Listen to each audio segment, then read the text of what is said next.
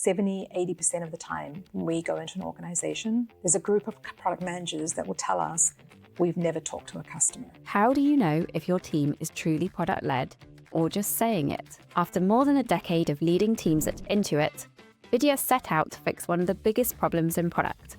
Another signal might be from your customers that you're delivering, and you might be delivering on time, you might be delivering on spec, but your customers aren't happy.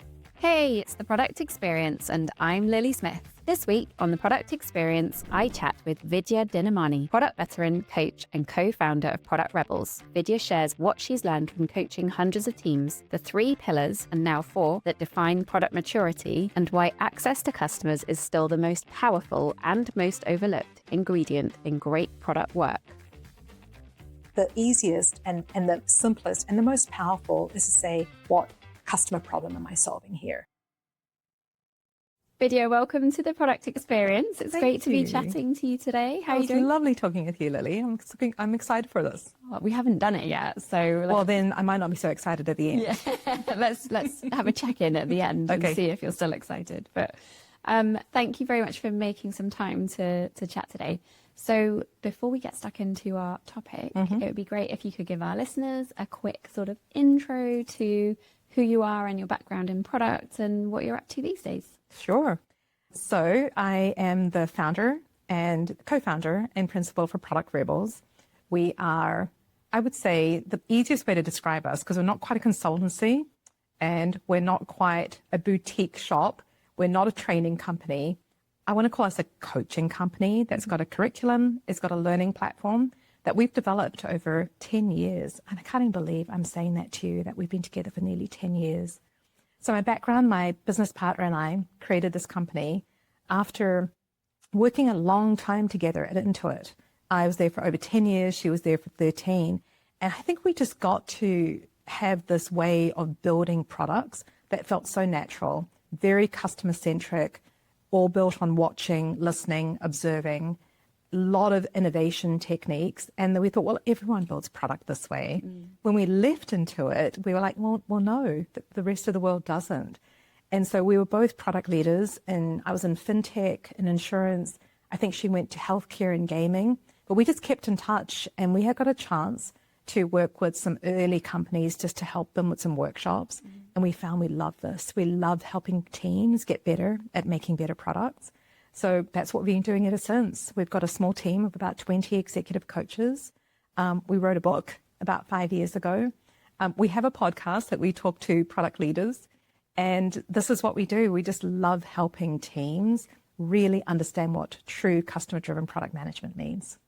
And I always really love talking to people in your position where you've been there on the front line, you know what good looks like. I always talk about that phrase of like knowing what good looks like. I think is really interesting. And then also kind of working with other businesses to see where the gaps are and where things are missing. And this is my kind of like subtle segue into... That was really clever. Thank you.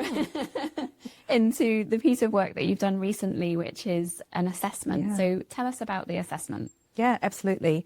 I want to start with, we started with a survey actually about 4 or 5 years ago. We just kept asking, different product teams and product managers, what was the hardest thing for their jobs? What was the most difficult challenge? And we kept getting similar data over and over, but there's symptoms, and we're all product people. We know that, you get an answer. It's like, what's really the root cause? What's underneath this? And at the same time, as a coaching company, we're helping people become more product-led.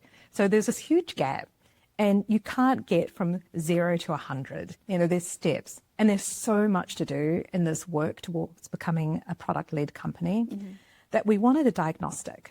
And we wanted it to be simple because, there's so many different surveys and assessments, and I'm even embarrassed to call ourselves an assessment because it's really more a diagnostic, but then nobody wants a diagnostic. Hence the name. Okay. But we ended up with 3 categories. We ended up saying, well, there's some mindsets that drive behavior. There's competencies. There's core skills that you have to have. And then I think the big aha that we had was there's got to be a set of resources. You have to set up an environment, because just having the right behavior and the best talent if you don't have the support around you, you don't have a culture, a leadership team, an organization that supports you, it doesn't help you. So the third category is resources. And so we put a set of questions together, and it's intended to be a 360 diagnostic. So you as a product leader take it, and you might think things are wonderfully rosy. Then you get your team, your product team, and then you get your partners. You ask your development partners, your customer success, your sales.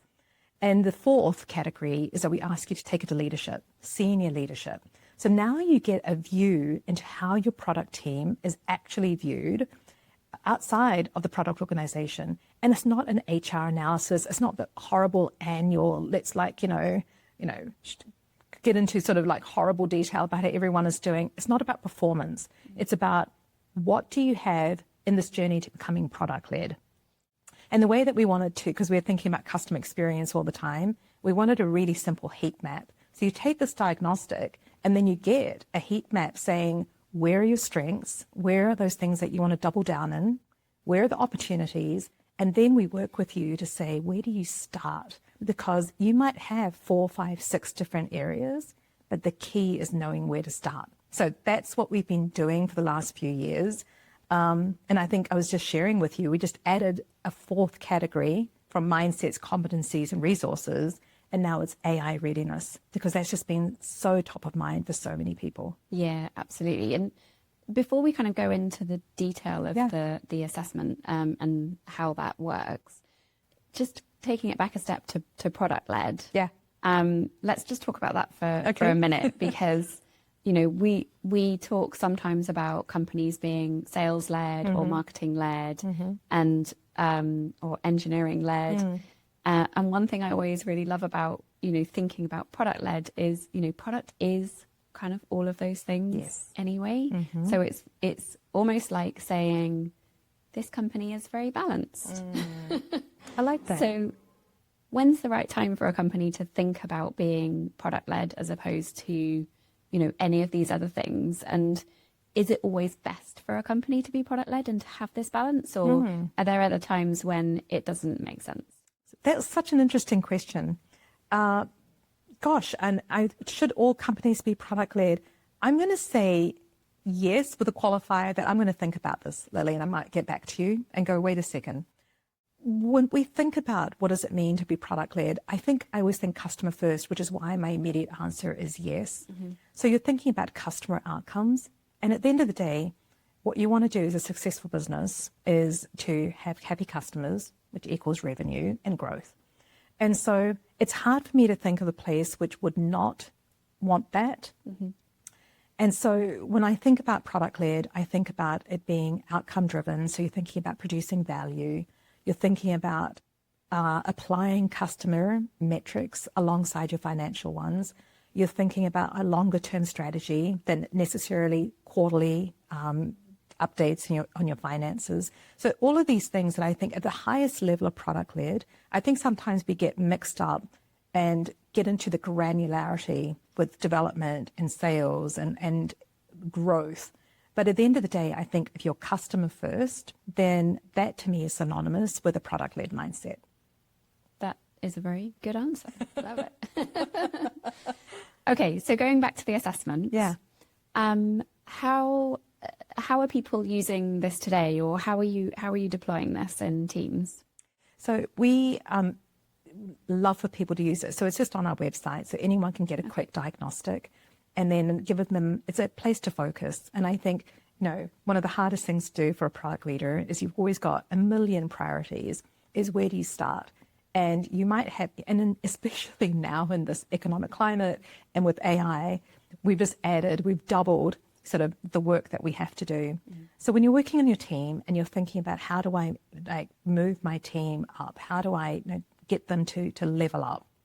We just want you to pick one area. And so if you have a quick diagnostic, it's a way to say, okay, I'm picking this. It's a way to share this with your team so you're transparent. It's a way to get alignment. And then you can get a plan for what you want to do. And so trying to become product-led and trying to do this on multiple fronts, I think is really, really, really hard. And so our advice is to pick a place to start. And that's how we'd like anyone to be able to use that diagnostic. Okay, so in terms of the teams that should or that can benefit from this, Yeah.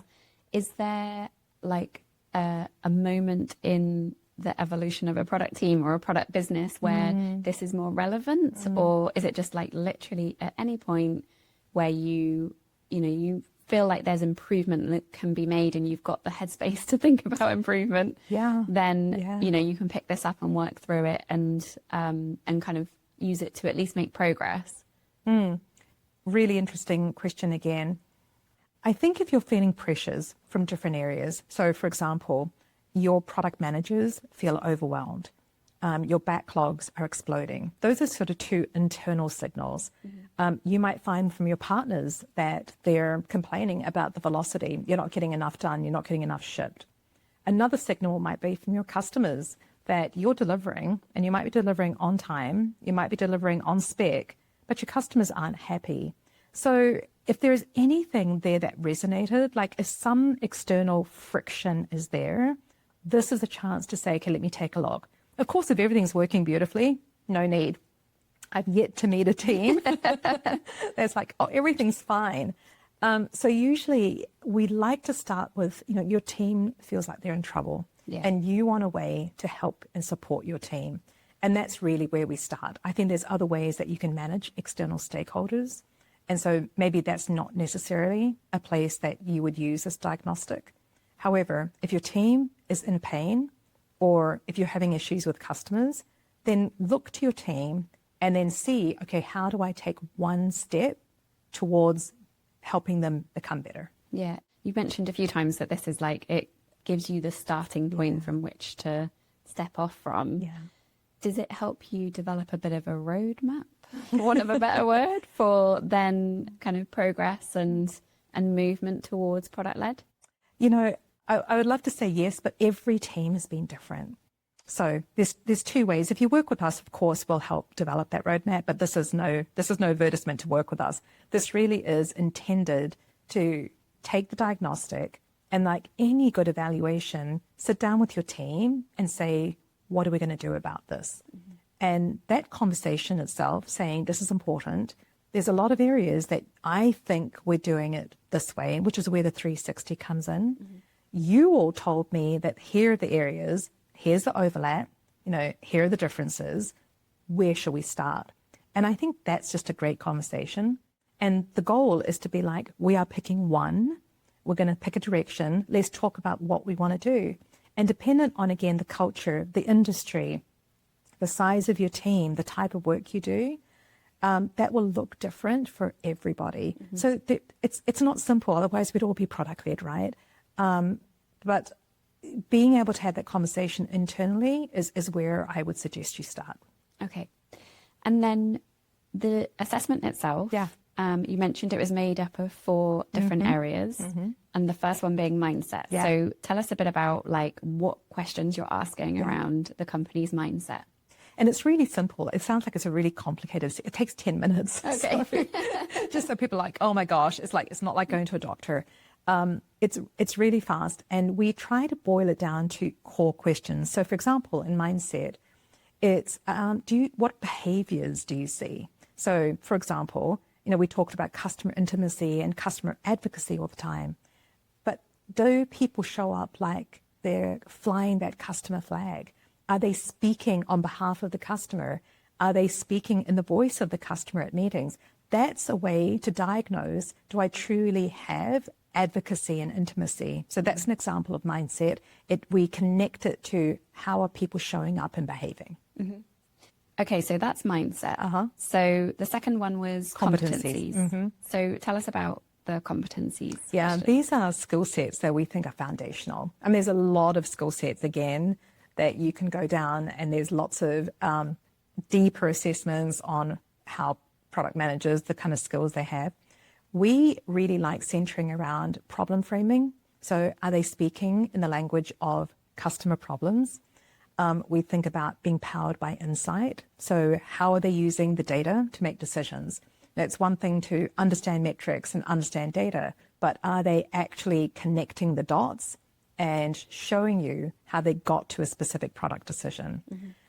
There's things like communicating for impact. There's influence, there's stakeholder management. So it's only 6 categories for each of these areas, and we boil them down to core skill sets, again, foundational for being product-led, not being a great product manager. There's many. You'll never see roadmap on there. You won't see user stories, none of that.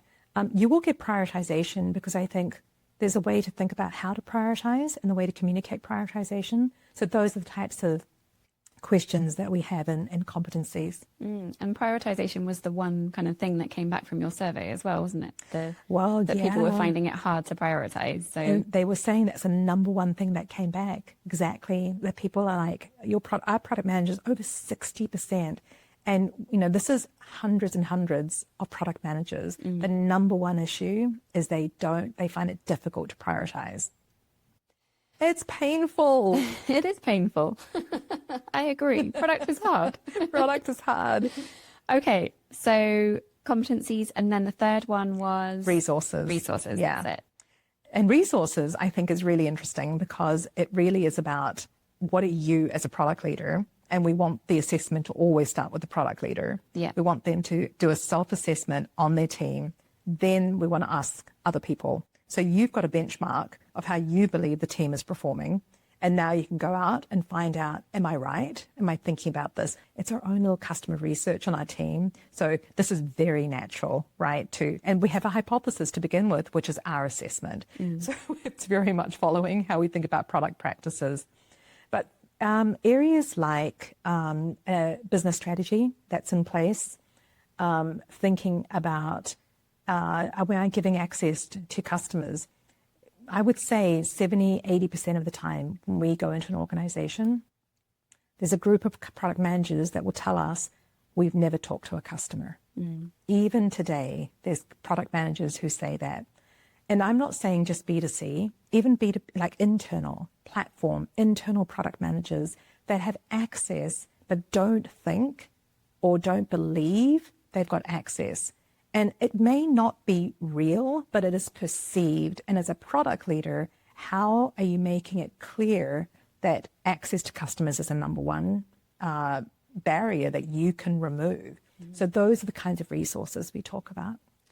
And the fourth one was AI. Yeah. We'll come to that one in a minute, but Okay. I'm just really curious to know, do you see any patterns around the heat map of where people are struggling versus where they're feeling comfortable, like in different types of organizations, or is it just completely different in every organization? It's completely different. And it's such a good question, because you would think, kind of like we get with the survey, we'd get to, 65, 70% of people feel this way. Yeah. No, it's completely different. And the reason it's a heat map is that combination of these different factors and how you pair them. And so sometimes one common pattern is customer access and problem framing. We often see that going together, because if you don't really understand and have access to customers, you're not really thinking in the language of customer problems. But other than that, honestly, there's so many different patterns we've seen. And the more we did this, we're like, every company is completely different. Yeah. And that's why you have to pick a place that you believe is the right place to start internally. It's amazing, because I'd love for, every product organization to do this assessment and then enter in all of the other data points. Wouldn't that be so cool? Wouldn't it be so cool? I'd totally nerd out on that data. I know. If I ever get that, I will share it with you, because I would nerd out on it too. And also then you start cutting it against size of business and industry. And we're like, when we work closely with companies and we look in fintech or healthcare, for example, again, you would think maybe we find some patterns, but it's so culturally based, and the team and the leader and that combination of what they think versus what their team thinks and their leadership thinks. And then sometimes it correlates, often it doesn't. You're getting 3 different signals, and you've got to figure out how you make sense of this. It's super fun. And do you ask before, or like as part of the survey and the questionnaire and the assessment itself, do you ask like how they currently identify, like whether they identify as marketing led or sales led or anything like that? Yeah, so when you set it up, what the product leader does when they set it up is they create a set of teams, and then they send a link to those teams. So what we'll do is we'll groupings under teams. So if we always recommend executive leadership, and then we recommend your product team, and then everyone else is up to you how you put the teams together. The names underneath are anonymous, so you get a consolidated heat map for that group, but you can put the right teams together so you can actually see those patterns internally. Mm-hmm. Interesting. Yeah. Okay, and then let's talk about AI and that element of it. So when did you add this in? Just really recently. And we actually had this really deep discussion internally, because on one hand, we could argue that under mindset, under competency, and under resources, AI should just fit underneath these, right? Because it's not like there's something separate. However, given this moment in time, given the urgency that everybody feels around this, we felt like we should start with a new category with a view that will then blend the questions back in under the three, because we still believe they're the right three. But AI readiness is now a separate fourth. And again, it's to diagnose where to start, because there's areas under, for example, things like problem framing with AI. One of the things that we've been talking about recently is AI is going to be a user of your product. And so how are you thinking about that? How are you framing problems? We talk about ethics and risk management. Everyone has to have some sort of policy. The more regulated your industry, the more complex it gets. But are you thinking about it that way? Strategy and vision, data, fluency, all of these things. Again, there's 6 categories that we want people to be able to just, again, self-identify in terms of how are they doing against these. And do you have any kind of insight? You said you kind of hold Intuit up as the shining example of like a very strong product-led organization. Do you have any insight into how they're working with AI? I wish. I know I do have friends who are still product leaders there. I should find out. I think there's some interesting work that they've done. All I've done is seen the news. So I have, no insight to share. It's been a long time since I was at the company. And it feels like the AI readiness kind of assessment part of this, I can imagine a lot of businesses wanting to do just that piece. Do you think it works as a standalone piece as well, or? No. I would really love it to be connected with product as a whole, because the same people that you're asking to and evaluating for AI readiness, one of the things I think is so important around, and maybe this is a little bit of my personal opinion, but we've had several roundtables with product leaders. We've had several sessions talking to customers about this. And I think having this deep, deep understanding of your customer and your unique value is critical for building your AI roadmap and your AI strategy. And so then you go straight back to your mindsets, behaviors, and competencies, because if you're not customer first now, how are you going to create unique value and advantage just by learning a bunch of tools and frameworks in AI? It just doesn't make sense.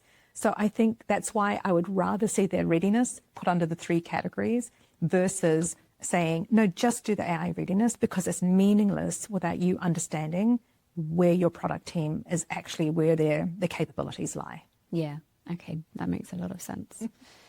So do you have any examples of the people that have gone through this assessment and the outcomes that have occurred because of it? Yeah, sure. I'll point to one team. I actually just recently talked about it.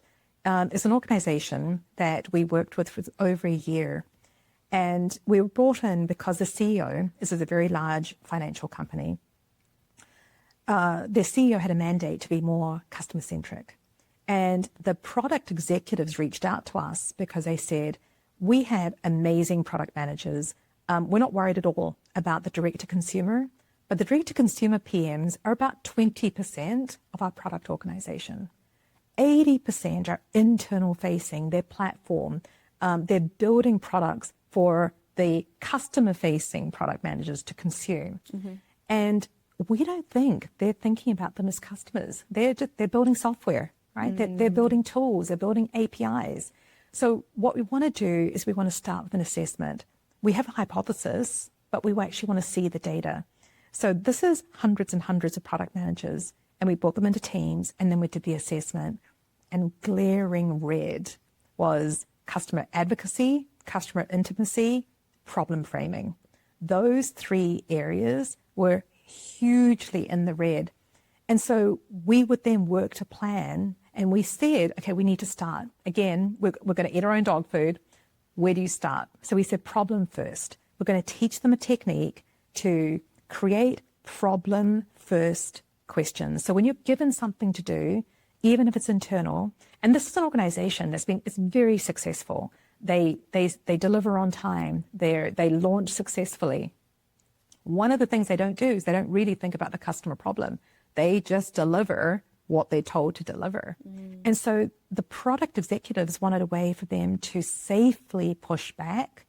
And the easiest and the simplest and the most powerful is to say, what customer problem am I solving here? And so we taught them a technique, and then we put it into practice.